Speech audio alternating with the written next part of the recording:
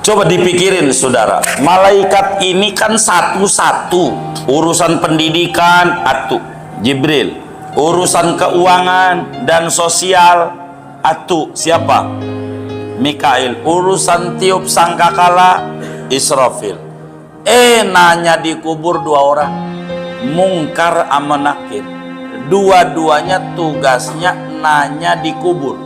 Artinya betapa seremnya kubur. Lagi yang nanya satu aja udah puyeng, dua lagi yang interogasi. Mungkar tuh bahasa Arab, bahasa Betawinya serem. Nakir tuh bahasa Arab, bahasa Betawinya nyeremin, seram, menyeramkan. Iya, biar tahu. Maka malaikat Mungkar Nakir ini saudara, malaikat yang bagiannya nanya orang di alam kubur. Mungkar Nakir ini matanya biru menyala, suaranya menggelegar suaranya. Bawa palu yang diangkat orang sedunia enggak keangkat. Berapa tuh beratnya? Berapa ton tuh?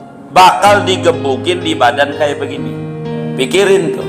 Kapan ditanyanya? Nah begini, kalau sudah ditinggal 7 langkah si mayit nih, kalau udah ditinggal 7 langkah maka bakal ditanya.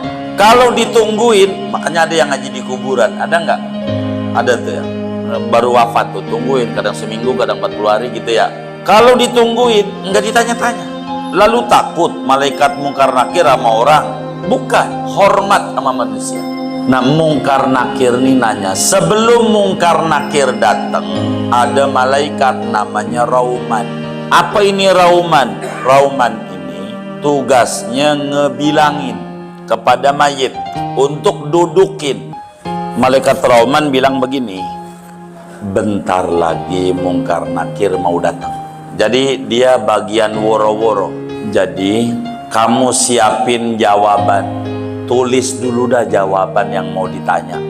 Kata dia, nulisnya pakai apa pulpennya, tintanya pakai apa, kertasnya pakai apa? Kata Rauman, pulpennya jari lu aja, lalu tintanya ludahmu aja, kertasnya lu robek aja kain kapan tuh, lu tulis akidah lu zaman masih hidup. Makanya sunat ditalkinin orang mati tuh, ditalkinin tuh diingatkan kembali akidah dia saat masih hidup. Ini begitu malaikat Rauman. Jadi sehingga kalau kita termasuk orang yang imannya lemah nggak bisa jawab. Kalau imannya bagus bisa jawab. Ditanya Mungkar Nakir itu tentang man rabbuka wa man nabiyuka. Kalau kita bisa jawab dari pertanyaan Mungkar Nakir, maka kata Mungkar Nakir, naumatal arus, lo tidur kayak tidurnya pengantin baru. Kalau kita bisa jawab pertanyaan Mungkar Nakir. Bagaimana tidur pengantin baru? Dengar adzan subuh marah-marah, itu pengantin baru. Dah cepet amat subuh, cepet amat. Padahal dia dari Isa tuh kan lama. Dikata cepet subuh. Tuh orang yang kuburnya taman surga begini, ketika kiamat datang, cepet amat ini kiamat. Padahal dia udah mati sejak zaman Nabi Adam, kan udah lama ya.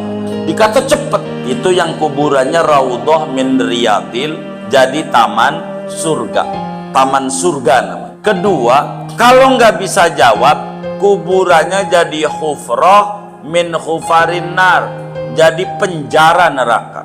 Di kuburannya tuh tersiksa. Jadi orang di kubur tuh bukan tidur doang, digebukin. Kalau nggak bisa jawab, digebuk pakai palu yang diangkat orang sedunia kagak keangkat.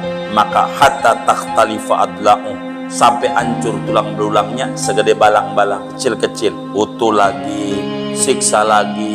Begitu orang dikubur kalau ahli maksiat dan orang kafir. Apakah kepada orang soleh juga malaikat Mungkar Nakir ini datangnya dengan seram? Maka dalam pandangan ulama Ahlussunnah wal Jamaah, Mungkar Nakir nih kalau kepada orang soleh datangnya namanya Bashir Mubashir. Kalau kita dengar ada malaikat namanya Bashir, Mubashir itu sebenarnya Mungkar nakir, cuman datang ke orang baik.